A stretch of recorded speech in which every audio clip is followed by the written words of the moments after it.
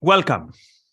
If you could spend one day in the past, where would you spend that day? This is one of the discussion topics today with me and Robert. I think we've never been one-on-one on a show, so this will be we're on a road trip, and for the time to pass, we play the questions game. So one of the questions is, where would you want to spend one day in the past? Another question, one book that needs to be written that hasn't been written yet. And maybe if we get to the third point, 3 people from history with whom you and me would want to have dinner. And no, Ayn Rand is not going to be the obvious first answer because that would be too predictable. But today, this episode is brought to you by our very good sponsors and friends and supporters and people who do a great job overall, even if they were not sponsors, the Quent Cordair Fine Art Gallery. So, Robert, tell us a bit more about. Just so. Always an honor and pleasure to be supported by Quent Cordair Fine Art. Quent Cordair Fine Art has been making the world an even more beautiful place for 27 years. Specializing in Romantic Realist paintings and sculptures, the gallery's collection emphasizes themes which celebrate the moments of happiness, joy, success possible to man on earth. Acquire art you will want to live with by visiting them online at cordair.com, cordair.com, or in their Napa, California and Jackson, Wyoming locations. And the exciting announcement we mentioned the last time they were good enough to support this show, the new Ayn Rand portrait prints have arrived. You can visit the link in the description and the pinned comment. Look in that description on YouTube. Get yours today for every print purchased.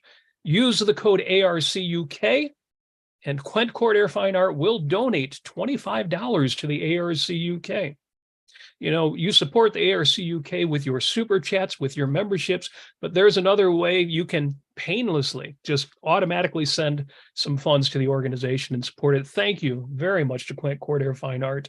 A day spent at cordair.com is a day well spent. And also tell us in the comments what would be your choice for a day where you'd want to live in the past. So, Robert, I will go first. Good. I will give a completely objectivist, politically incorrect answer. So most people would expect, I would want to live in ancient, this is spend one day, not live permanently. Spend one day in ancient Athens with Aristotle. No, like what would I do there? I wouldn't know the habits. I would be completely a foreigner. What about the United States at the time of the founding fathers? Or again, I wouldn't fit there. I don't know much about that period, so it wouldn't do much for me. So my choice would be, I would want to spend one day in Paris in the 1960s, early 1960s. Why? Because the way I have it in my mind, it would be a very beautiful day. I would wake up, open my window, I would see, you get the image, right? Not necessarily the Eiffel Tower, but these nice buildings in Paris. I'd start my day with a coffee and a nice French cigarette. Not Goilas, I didn't like them, maybe Pamal. Then I go out for a walk by the Seine. I stop at a cafe, second coffee, a couple of more cigarettes, do a bit reading there. Then go back home, take your nice French baguette, have a short lunch, and then I would go to maybe one of the cultural places, or a museum. I would visit a museum. Now we're in the afternoon. Then another baguette.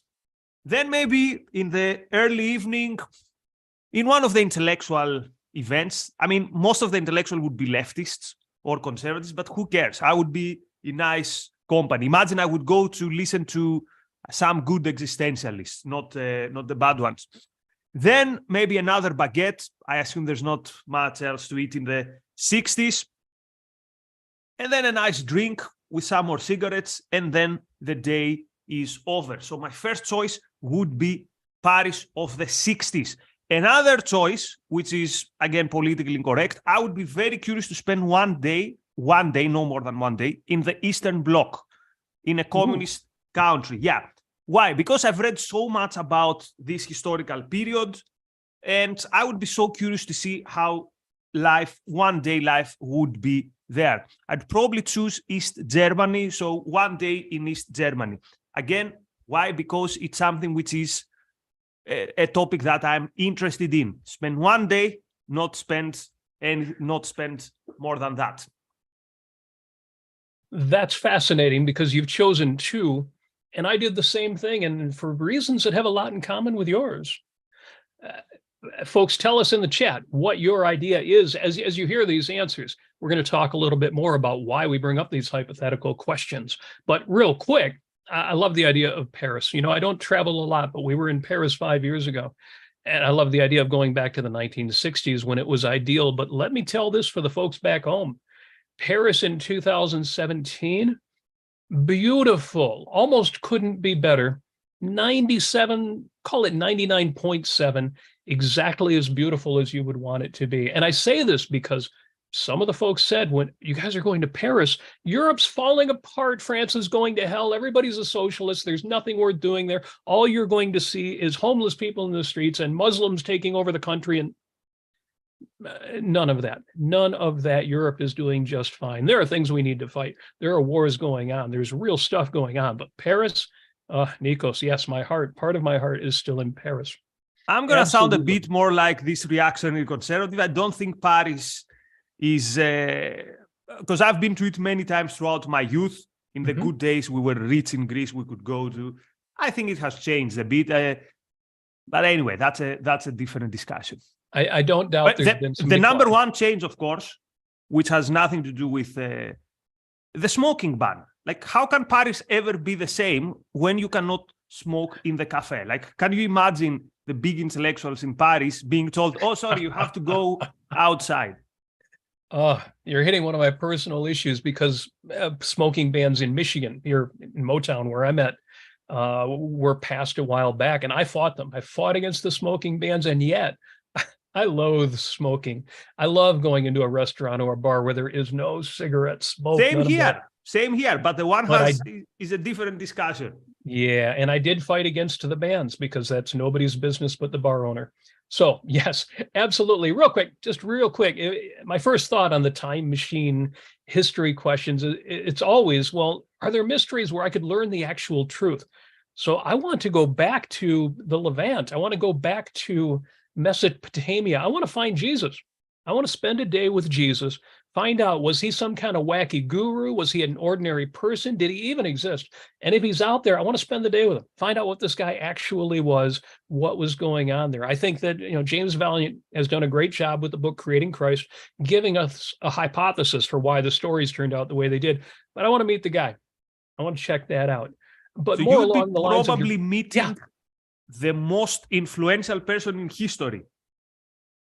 Whether he deserved to be or not. Yeah. Cool. Yep. And I was brought up religious too. So he's like, religion's still in my psychology.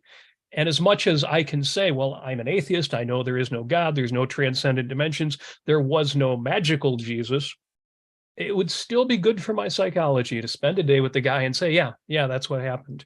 The other thing that I would do is I would go back to 1976, May 28th, 1976, Roanoke, Virginia, the opening concert of the band Yes, because I wasn't a Yes fan back then, but it's the one show I always wished I could have seen. There are so many really amazing things in history that I thought I could go back to. And then I thought, I kind of know history. No, let me go back to something that means a lot to me. Another reason why I was glad you chose Paris for that. Well, if we play by that rules, I would want to go back to a time I was actually alive. 14th of June, 1987, the day Greece won the European Championship in basketball. It was the birth date of the rise of the Greek sports. I've seen the final a million times, but it was just before I started following sports. So I grew up with this story, and I would want to be there. But again, this is a slightly different question, which is which historical event you'd like to witness. So in the question, which historical era you'd want to spend one day in, you'd want to go back in time and see if Jesus Christ was there. Let me push you a bit more on that. I put this more in the category of which is the historical personality you'd want to meet. when it comes to the atmosphere, when it comes to walking around the streets, strolling, sitting, resting somewhere, what would be your choice for that? Well, my first answer for that was I want to spend the day with Thomas Jefferson, and I want him to do all the talking. But since you mentioned Paris, can you imagine going to Paris and spending time with Benjamin Franklin and La Procope? So tough choices. Any of the founding fathers, especially Franklin or Jefferson, spend the day again just listening, just taking it in. That would be beautiful. Yeah. That's a time where I think we would have troubles accommodating ourselves in. I always remember a tour in Old Edinburgh. And the tour guide told us, if I would put you people today, as you are today, in a time capsule, as you are, and release you in the Edinburgh of the 19th century, the first thing that would happen to you, you would faint. Because the smell, if you experience a smell, if you get used to smells, you don't notice them. But you, from 2000, back then was 2009, going back to the 19th century, you'd immediately faint because the smell would be something you wouldn't be able to handle it. That's why I think the 96s for me is the sweet spot. Not too old, not too much of a different place, but also a different place from where we are today. So that would be my choice for one day trip. So I don't know if you can see comments. I can't because I haven't got the screen. Yes. Okay. Yeah, and we are short on super chats. I want to see some super chats. I want to see your comments stand out. They deserve to stand out. Hit that $sign. Throw a few dollars our way at the Ayn Rand Center UK to support what we're doing. There are a few good comments in here, although several of them are romance-oriented.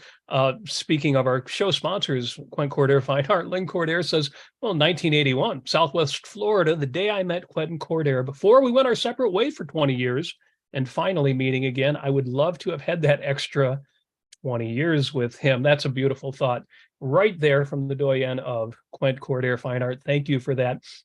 Tom says the signing of the Declaration of Independence.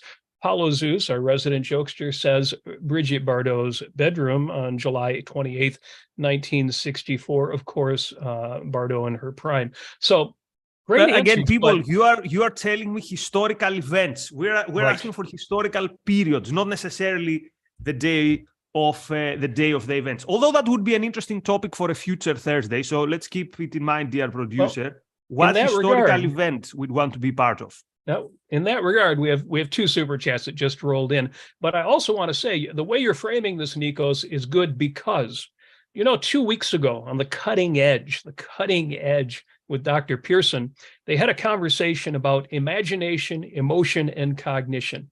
And it included a great discussion of hypotheticals of how you actually can do science with thought experiments, because one way or another, they're always connected back to reality. And made the point, and I would have made it even more strongly, how cognition itself requires imagination, requires that ability at least to entertain a hypothetical. So, Dr. Pearson gave a great example of how Galileo actually discovered new knowledge from thought experiments. So these are not just hypotheticals. They're great fun. It's a great conversation to have, but you can actually have new insights and new ideas from these. So love a conversation like this, and I love harvesting it, getting the good stuff out of it. Mary Aline, I think, agrees because she is in with a $3.99 super chat. Thank you for that, Mary Aline. No question, just support. The same from Jonathan Honig at $4.99. Thank you very much for that, Mr. Honig. And finally, Roland Horvath is in with a super chat and says, his answer, OCON 2010. I was actually there, but I'd love to relive it. So there you go. There's a good 24 hours or a good week. 2010, that was the first OCON I ever went to. Before that, it was a conceptual conferences. 2010, Red Rocks in Las Vegas. I'd have been there, but I was busy, A, being in the army, B, being a nihilistic Marxist. So I missed that one. Actually, last year was my first ever OCON. Are you coming this year? I will. I will be at OCON. Everybody should be at OCON 2023. Excellent. It's going to be hot, literally. It's down in Miami, but it's going to be a great conference, and I am looking forward to seeing some folks who've never been before. a lot of the regulars as well. And yeah, by all means, folks, you see me there, tug on that shirt, say, hey, man, and bring it on. Good. Okay. So, which is one book that should be written but hasn't been written yet? Well, that's a great question. I immediately, when this question came up in the pre-show discussion, I thought, well, every book that needs to be written, it's really already been written. Every time I think there's a book that needs to be written, I find out somebody's already written the book. It just remains for all of the books that have been written to be read by the right person at the right time. But personally, the book that I think needs to be written is a book called Values Are Primary, which makes two related points: that values are primary and disvalues are wholly derivative, and that your life is an end in itself. That is the book that I think needs to be written, and that's why I'm working on writing that book. So the 2 points I would want to make in a book that I think need to be, and they are in some ways to some extent, but values are primary, not fighting the evil, not the bad, but actually living a life. And your life is an end in itself, which is an idea that so many people, so even people who think they believe it, don't live as if they believe it. So that's the book I want to see, and I've got to write it myself. I'll make it happen. So the other day, being a big perk of working for ARI is you get one-on-one with the objectivist top intellectuals. So I had a meeting with one of them, and he gave me the homework to read the first 16 pages from the Objectivist Ethics and do a deep dive in them, like word by word. The biggest part where I struggle is the part where it talks about values and life being an end in its life being the ultimate value. And yes, this is giving me headaches. I'm trying to break it down with my own words. Here's a suggestion. Now I will do what annoying people do to people who do actual work when they do productive work. They go to them and say, oh, I think you should do this. So I'll be the annoying guy, Robert, and I'll tell you, for me, I find it difficult, a bit more difficult to get it when it's in the language of values and in the language of the objectivist ethics. Maybe because I've read it so many times, I think if someone can put it in, like whenever I see the term values, I translate it in my notes, things we need to do, things to go after and things like that. So I change the words. And this helps me a bit to understand this. So the book you are about to write is of one of the one topic in objectivism, which for me it's still very, very difficult to chew, as they say, to integrate, to absorb. So you will have a willing reader, particularly if you manage to simplify and make it more chewable for us common people. Well, my target audience is not strictly objectivist, so hopefully that means it will be readable. And it's only fair if you're a reader in advance, because of course you beat me to it with your outstanding book as well. Folks, if you don't already have Identity, Politics, and Tribalism, get this on your bookshelf. Thank you very much for this. Thank you. Okay, so which is the book that has not been written? A book on how to win the battle of ideas. Now, someone will say, the Marxists have tried to do it. Lenin tried to do it, but he never did it in a systematic way. I have heard that many in the New Right consider a book called The Machiavellians, a book which is a handbook on how to change the culture and to win the battle of ideas. I've downloaded the book. I haven't read it. From our side, for the new intellectual is something like a guide on how to change the culture. But again, I'm not that clever. I cannot go to, I want to see the type of the self-development books. Do this, do this, do this, do this, do this. So a book that will think, how do we change the culture? How do you make your ideas more absorbable?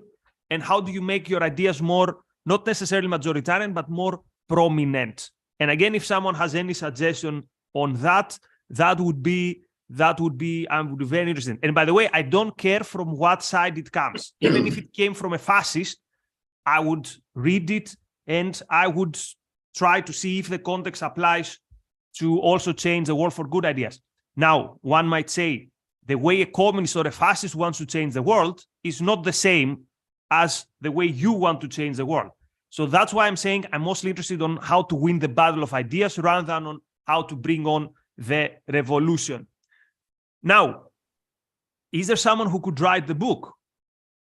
I think at some point, Don Watkins should at least give it a try, because he's someone in our side who does understand how the battle of ideas is fought. So again, I'm doing this thing. I'm saying to other people, you should do this, you should do that. That's a great idea. One last thing on the books that need to be written. There's literally a book for almost everything. That's why I get pissed off with particularly anti-capitalist nihilists, like, oh, you know, the rich. So many rich people, successful people have written stuff that literally, if you go and follow them, it's impossible, unless there's like a big tragedy in your life, it's impossible not to do well. Let me give an example. Here's a book which by Russell Brunson, he happens to also be a fan of Ayn Rand, called Expert Secrets. This book is super difficult. Not difficult in terms of it's packed with good knowledge. If you read and apply this book, it's almost impossible not to do something great. And this happens also with other books. It's impossible to read Extreme Ownership and not become a better person, a better colleague, a better, not even leader, like even a better team member or however you want to call it. So we're so lucky to live at a time where almost everything has been written. You are clumsy with girls. You are not good in your social skills. There are 100 books on social skills. Even if 50% of the stuff in that book is crap, you are left with 50%, which is good. So let's appreciate how we live in times where good books are written. Oh my. So do we have any comments on people who want to see books written? We have some comments on the previous first question, and I've got a couple things to say about what you said. But first, I've got to give a shout out to Equal to Reality. Ian with 4.99 pounds and says, 4.99 says, I would go back to the 1990s. I was alive then, but I would like to have really experienced the pre-9/11 world. Wow. I talked to my daughter about that, and yeah, that really had an impact. And obviously just the pre-security and pre-worries and but also the sense of life difference was actually substantial. And that kind of hurts me to realize that. Or maybe the Clinton years in the 90s, I have it in my mind with the dressing, like people were still, I call it the neoliberal dress. I call it like that's to piece of the leftists. But you see films with like from the 90s or even the early seasons of Friends. It's there's a bit more classy than it is today. So I know we sound like two old people, like, oh, everything used to be. No, not everything used to be better. Again, you have all the knowledge of the world one click away. But sense of life and style-wise, yes, I think peak civilization was at some point till the late 90s, till the mid to late 90s. And again, in my mind, I have it 97, somewhere there. That's interesting, because I think of the 90s as the grunge period, and the 80s were the last great period but you're right, because the 1990s, at least here in the States, in the colonies, that was the last time we had a balanced budget. And I don't give Bill Clinton the credit for that. I give the 94 Congress, the Gingrich Revolution credit for that. I don't really give either of them credit for it, but the fight was so well balanced that we had that kind of gridlock that we need. I've got to give a huge shout out to Mary Aline, who was in with another super chat. And she says, I want to study history. Don't think I want to be there. The present is good. And that's a great answer too. I mentioned that in my discussion I did of Ted Lasso, when Jamie is asked by Ted Lasso with one of his quirky wisdoms, now, which would you rather be, a tiger or a panda? And his answer is, Coach, I don't want to be either one. I'm already me. Like it's the best thing in the world. So I absolutely get Mary Aline's perspective. I don't think there's a better time to be alive than now, but it's really hard to appreciate that. And a little bit of history might drive that home. Finally, we have a super chat from Apollo Zeus as well for £2. Thank you very much for that. Appreciate all the super chats so far. By all means, don't stop. But you wanted that book about, how do we change the world? How do we break through? And I would love to see that, a union of the crazy left, but effective crazy left, the Saul Alinsky rules for radicals, combined or breeded somehow with, FT&I, For the New Intellectual. That would be, you're right, that would be a great book on how do we change minds? How do we change, I was going to say hearts, but really people's sense of what is right, of what this world is, what it should be. And then you're right. One of the books that a lot of people have promised, but I haven't seen a book that delivers, and it's probably because a book can't do it, is you're right. We need a book. You read this book and you realize how to take all of those other books and actually put them into action. Because we all read self-improvement books and we get a little bit out of them, but these are change your life books and they rarely change your life. So here's an advice on that. And with this, we will end just with a teaser on what we'll discuss next week. So I found it from a guy on Twitter. I don't remember his name, although I think I've mentioned it in a previous episode. So as you read, you create your own index, your own table of content. So everything you read, okay. So for example, here, page 3, on page 9, people are looking forward to this, or page 20. See what others have said, just make it yours. So these are like code words that I understand what it is. But here's the important thing. After I've read the book, I go to my own page of table of content. And it's like in 3 minutes, I remember the whole book. Now, because this is a packed book, this will be maybe 5, 6 pages. But again, or you see, for example, in page 47, why it's okay to charge money. Actually, it's good for the people who you charge the money. Now, I see this and I remember, oh yeah, he said this and this and this and this. So do an active reading. Read and at the same time, store the information in a way that can be easily, that you can find them easily. Okay, so preview for next week. You can have dinner with 3 people. Give me one of the 3. Don't tell me why, just give me a name. Oh, well, then I'm going to go with Edmond Rostand, author of Cyrano de Bergerac. Okay. And that might give you a hint what the other 2 would be. Okay, I'll go with Stalin. By the way, the 3 people don't have to be friends. Right. Don't have to be. So the point is not to have a nice. So a better question is 3 people, you invite them one by one and you have a discussion. You have a discussion with them. So you say Rostand, I say Stalin. Find out why next week. So Robert, I'll leave you for the outro. Remind us, please, also who is kindly sponsoring this episode. Absolutely. Now, I will say real quick. Well, I won't say it real quick. I'm going to say it real slow. Again, huge shout out to the sponsors of this episode, Quent Cordair Fine Art. Go to Cordair.com, time spent at Cordair.com. Unlike a lot of what we do on the internet, time spent there is well spent, and you will leave with more than you came in the door with. Let's see, my ad copy just blew up on me. Here we go. You don't need copy. You already know Quent Cordair Fine Art has been making the world an even more beautiful place for almost 3 decades, 27 years. You cannot beat them for romantic realist paintings, sculptures, the entire collection, and it's beautifully photographed. If you're following them on social media, which you absolutely should be doing on Facebook, Instagram, Twitter, all of the, especially Instagram, you will see videos, you will see clips of the galleries, of the work, and it's like an art museum, except you get to buy the art. It could not be better than that. Their collection emphasizes themes which celebrate happiness, joy, success, the success that is possible to you, to man on earth. And you can actually acquire the art. They have programs, in fact, that make it easier for some who think, oh, art's too ambitious. It's not on my budget right now. They have programs to make that doable. Visit them online at Cordair.com.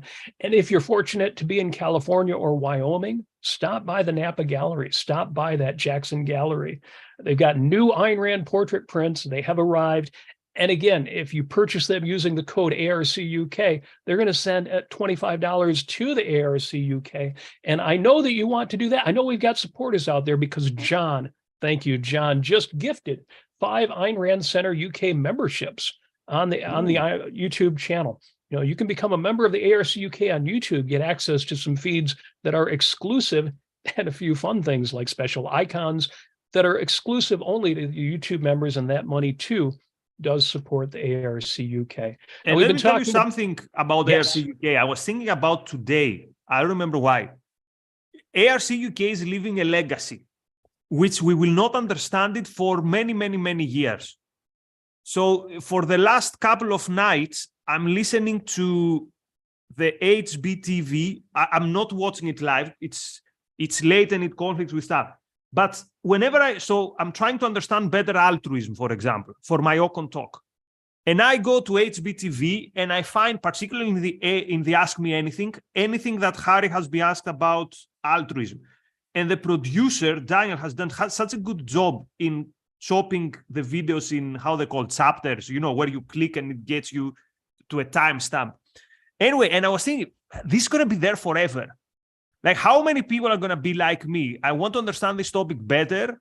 Of course, we have the primary sources. We have the secondary sources of our teachers, the things they have written. But also now you can go to ARCUK and there's this infinite content, which is hopefully going to be there forever. So well done to Razi. You're leaving a legacy. Yeah, that's a great point. We don't even know, and we already know a bunch of it, but we don't even know the full breadth of what we're doing here is causing, and what you folks out there who are supporting the ARCUK are making possible. John is in the chat once again and says, I love the technique. This is to you, Nikos. I love the technique of rephrasing as a means of understanding. But give me, okay, as you do the outro, give me 1 second to find what's the name of this guy. He's a great Twitter account on books. Good. See if you can find that, because I want to make this point before we wrap up. This is a fun conversation. These are fun conversations to have, just like reading these books. They're fun reads. What I'd love for everybody to take away from this are just 3 words that will give you the whole takeaway, and that is reason, purpose, self-esteem. And what I mean is, if you're going to have a hypothetical conversation, where would I go in history? What book do I think needs to be written? Do that with purpose. And I don't mean make it heavy, but make notes, write something down, say, you know, out of this conversation, I got this, I got that, I wanted to achieve this, and so I made that happen. Same thing when you're reading books. Read with purpose, read actively. You don't have to make it onerous, but I love the idea of writing in the margins or taking notes, or especially, as Nico says, making your own index, using your own understanding of the material. It doesn't make it harder, it makes it more fun. And you will get more from every conversation, from every book that you read. If you need a short, how do I remember what Robert just said? Just think, do it rationally, with purpose, and with your self-esteem intact. Reason, purpose, and self-esteem. Nikos, did you find what you were looking for? Yeah, I found the guy. So he's called Alex and Books. Alex and Books. He has 300,000 followers. I'm not saying this as proof of concept, but just so that you know who's the guy to follow. Alex and Books. He completely changed the way I'm reading. He reinvigorated. So 2 things reinvigorated my passion for reading actual books, not just Kindle, actual books. The one was a discussion I had with Morgan, with a member of our community in Edinburgh, and the other was following this guy, Alex and Books. Anyway, we can do a whole episode on how to read books and all that stuff, but that's enough for today. Many thanks, Robert. That was a pleasure. I will see you in Ocon. Many thanks to the Cordair Fine Art Gallery for sponsoring. Many thanks to the viewers. We appreciate not only your support with your money, but also your time, perhaps even first and foremost your time. So all the best, and we will see you soon. See you in a few hours.